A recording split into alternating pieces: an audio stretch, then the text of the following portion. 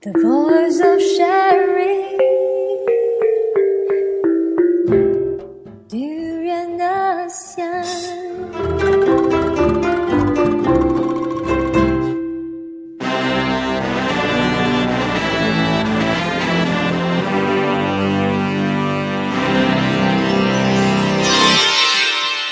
ASEAN Dailies.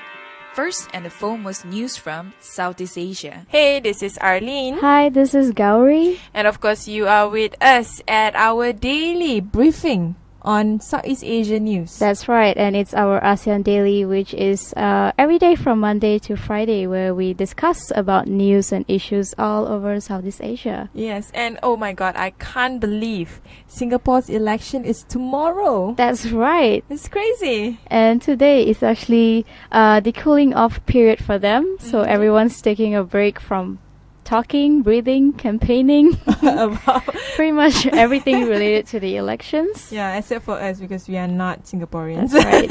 Yay. Yay. So we just want to give some updates about what is happening regarding on the Singapore's election. So considering three factors before heading to the polls, this is according to the advice of Dr. Eng Hen, the organizing secretary of the People's Action Parties. And she noted that how much good had emerged from the heat of the hustings and offered some pointers to those still undecided about who to vote for tomorrow. Oh, well, first thing, I doubt that people are still unclear about who they're voting for. I mean, based on the campaign periods and also based on how the government has been performing, I'm pretty sure that the Singaporeans have a clear idea, but I guess there's always also that little doubt or that little question in them on whether or not they're making the right decision, because they have to deal with this for the next few years with whoever that emerge victorious from this. Well, the thing about Singapore is very different from Malaysia. In Malaysia, we kind of like, I would say, sometimes make our decision based on the matters at hand. Like, I think since Mahathir stepped back, in politics, then Malaysians starts to feel that it's time for them to have either a change of government or a change of decision making in the governance. That's where you see in 2008 the landslide winning by the opposition parties, as well as in the recent general elections. But at the same time, I think when it comes to Singapore, it's not exactly the same. You might see a lot of people attending opposition rallies. You might see a lot of people complain about their government probably all the time, more than Malaysians. But doesn't mean they would vote against PAP. That's the thing. But there's also been a lot of articles about how this could also be sort of a wake-up call for a PAP who are probably getting a bit too comfortable running the country for so long. And of course, there are a lot of other things to consider as well, like the economy and the safety in the country, the xenophobia that's also been arising of late, and also the ISIS threat that has also been looming in Southeast Asia. And all this thing goes back to how they can solve the problems and come up with creative solutions for it. It's hard to solve long-term problems, especially if it's structural. And I'm talking about issues regarding on foreign labours, immigration. I mean, the infamous population white paper. So in other words, like if the next government were to solve such key problems in Singapore, they really need to rethink how Singapore's new economic model ought to be, rather than just copy and paste, create more BRIM-like program or welfare-centric programs. Rather than that, they should focus on, maybe they should focus on an economic model that reduce inequality. And Singaporeans should also remember that the future is not just about overcoming challenges, but also improving the nation to ensure that SG 100 will be even better than the SG 50 celebration that they had. And this was quoted by founding Prime Minister Lee Kuan Yew, apparently back then. That's a bit too ambitious. But the next news that I want to quote, which is kind of interesting, that do you know, during election in Singapore, you cannot have any form of polls. And why is that? They are just vain. Just kidding. But yeah, apparently there's this one news in one of the international news agency that in Singapore, there's no such thing as political pollster during election. That's sad. Then they have nothing to gossip about. Yeah. I mean, I think in Malaysia, usually you see a ton of polls circulating all over social media to see who is more popular and who is receiving more attention and who is being trashed by the public. And that's when you sort of know how the people feel as well about the candidates or about the elections. So without an opinion poll, I think it's probably a bit tricky to predict even what the people in Singapore are thinking at the moment. True. It's really hard. I mean, they have their own reason on why having a polling poll is not a great idea, but to me personally, I think in a democratic I guess environment, it's important for people to be able to say what they want and to see what other people want to say about their own country. That's right. And it seems that this poll could probably prevent the fact that they don't allow the poll could prevent unnecessary speculation, like what I said earlier, how they're going to gossip. And I guess that's one thing that they're trying to cut out by disallowing this. But at the same time, like you mentioned, people have the right to say what they want to say and to express themselves. Well, that's from another point of view. I totally respect that view. And of course, they want to take away the power from social media to call the result. They want it to be organically, I suppose, from the people themselves.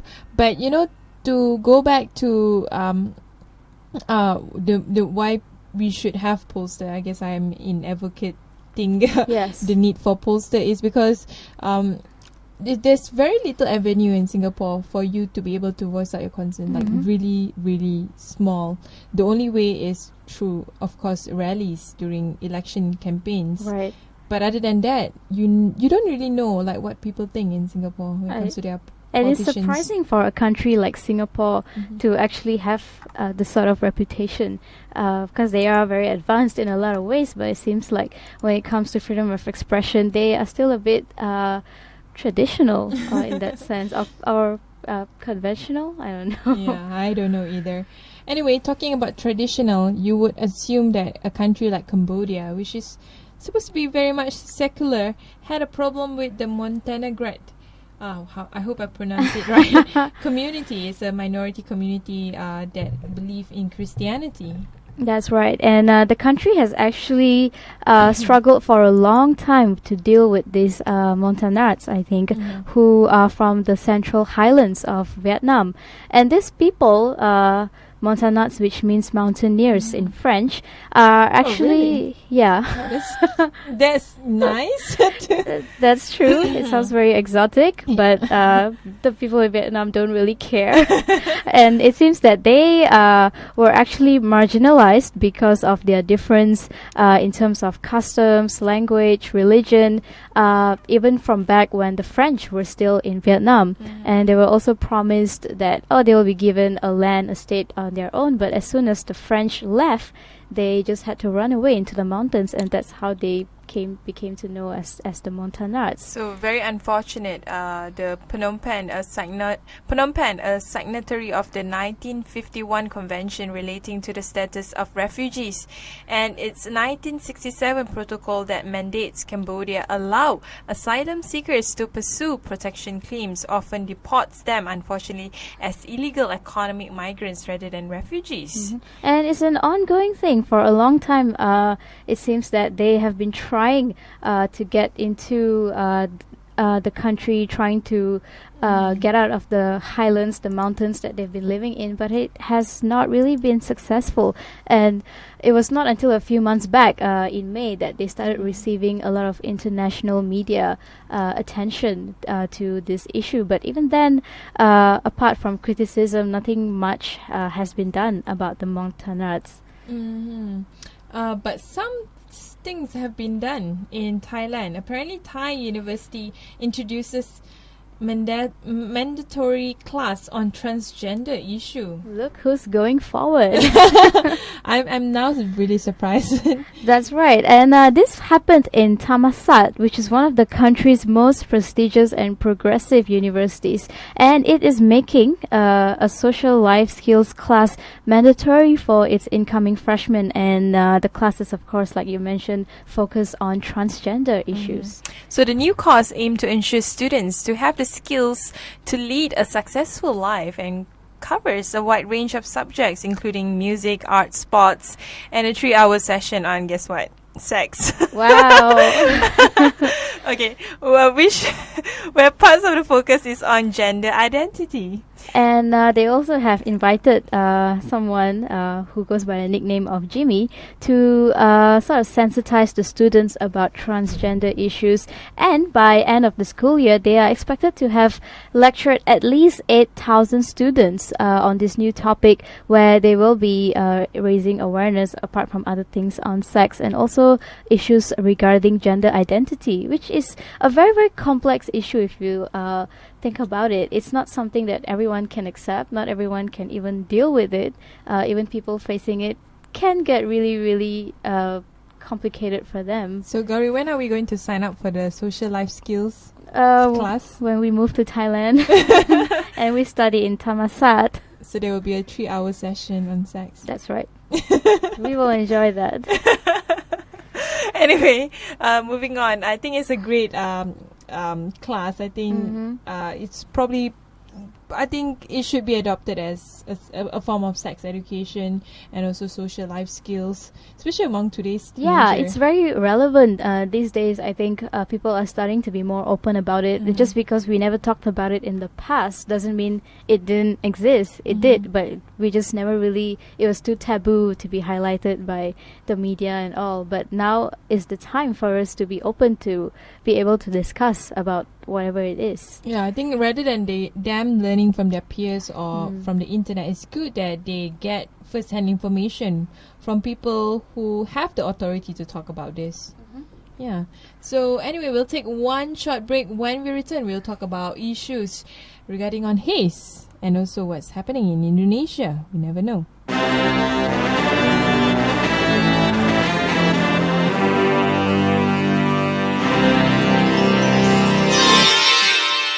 ASEAN Dailies. First and the foremost news from Southeast Asia. Hey, this is Arlene. Hi, this is Gauri. Of course, you're with us at ASEAN Daily.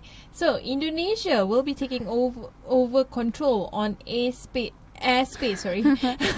above the Riau Islands from Singapore. And Indonesia's government is set to do this. What happened to us, Gauri? This was reported on Tuesday, September the 8th, where it seems that Indonesia is being quite ambitious here. They're setting to take over the Riau Islands from Singapore. And not only that, they'll be venturing into a few other countries as well, much later in the discussion. Oh, that's very interesting. According to Indonesia Transport Minister Ignatius Jonan, I think, said that President Joko Widodo has instructed them to prepare better equipment, better personnel over the next 3 or 4 years so that they can take over the management of their own airspace, which has been heretofore delegated to Singapore. It's great that finally they are taking control on their own, you know, white skies. Since they have been outsourcing the whole thing to Singapore all this while. And it seems they will also be talking to Singapore and Malaysia to facilitate this whole process. And once they are ready, they will take over their airspace. And it seems Indonesia is also trying to make some leaps in terms of taking control of their airspace, and also in that way, they also show that they are capable now of handling their own problems, and they don't need other countries to intervene. You know what problem that they should handle it like freaking right now? Because we can't breathe. It's the fucking haze. Oh shit, I shouldn't say that. But yeah, I mean, definitely Indonesia is. I think they're definitely wanting to take one step forward, but it's pretty slow, I would suppose. But it's great that ratification of ASEAN Haze Agreement has created a historic step in tackling the problem of haze. This is being expressed by the Malaysian Prime Minister Najib Razak. It is something that happens every single year, and I think year in, year out, we just sit down and we're complaining on what is Indonesia doing, and then Indonesia will say, hey, it's the Malaysians coming over here and starting a fire and factories and this and that. But at the end of the day, it affects all three countries, not just Indonesia or Malaysia. It also Singapore is affected by the haze problem, and it's great to see our Prime Minister as the chairman of ASEAN coming together and getting all the ASEAN member states to sort of have an agreement regarding the haze problem. And what's funny is I actually saw a news yesterday that said Indonesia apologizes for the haze, and I was thinking, apology accepted. Oh wow, look, the haze is gone. But yeah, that's not something that is concrete, but this is, and it's definitely a step forward to curb the problem, which is definitely better than complaining or apologizing to each other. Yeah, and I think they've been doing quite a lot in terms of pushing forward the ratification of the ASEAN Agreement of Transboundary Haze Pollution with the ASEAN Secretary General. Apparently, with Indonesia coming in, that means all ASEAN members are already in agreement with the ASEAN Haze Agreement. So I'm really proud of Southeast Asia being able to push forward, something that they can agree together. Something. And it's definitely a step forward for ASEAN as well, since ASEAN has been under a lot of scrutiny lately because of a lot of issues happening here that we're unable to solve. But something that we Really need to solve like ASAP is spreading on the safety critical to ASEAN tourism growth. As you know, when it comes to tourism, Southeast Asia is like the best region to visit. It's cheap, it's amazing, there's great food, but yeah, safety concerns is also one of the fundamental issue that people have. And what we need right now is focus on strengthening the security and also basic law and order, because that is, like you mentioned, the fundamental element that we need. Because yes, Southeast Asia is the go-to place for a lot of tourists all over the world when they think of having a vacation. But because of all the recent bomb attacks, explosions that we've had in Bali, and also, of course, recently in the Erawan Shrine, which was just abundant in tourists, and a lot of people got hurt. And a lot of countries, some of them are Chinese, some are from Hong Kong, have started giving red light alerts to outbound travels to Southeast Asia, and that cannot be good for us. Yeah, on the short term, of course, it's good for Malaysia. It's like, hey, you don't want to go to Thailand, come to Malaysia.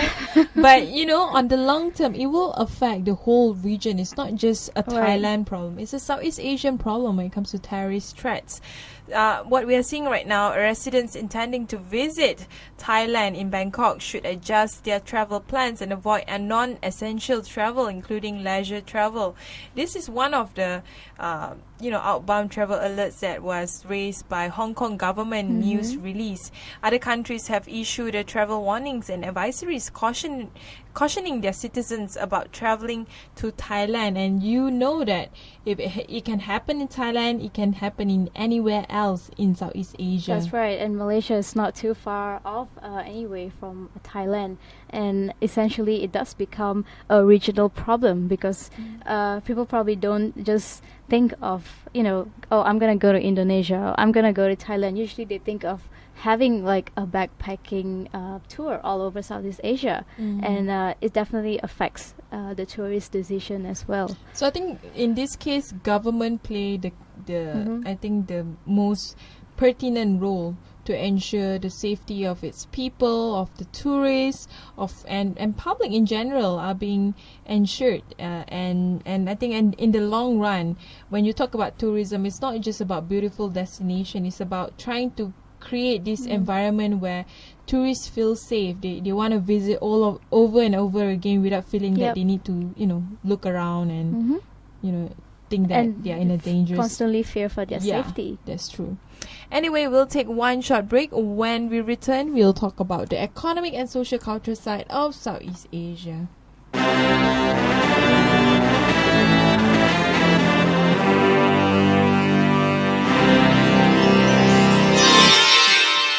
ASEAN Dailies.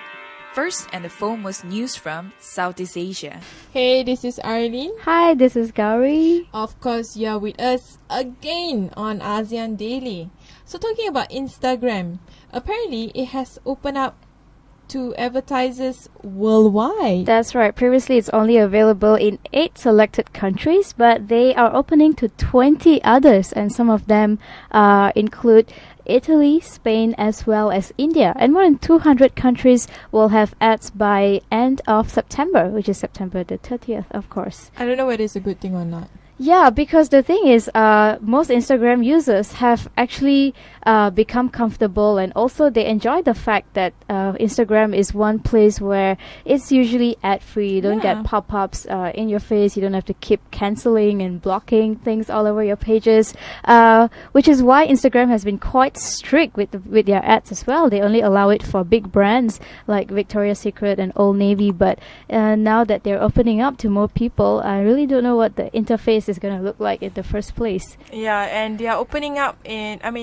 the Instagram ad has only been available in United States, Canada, United Kingdom, Japan, Australia, Germany, France, and Brazil. So they will be available all over the world, and we will be reduced as consumers of capitalism. That's right. And I think Instagram is a good tool for marketing because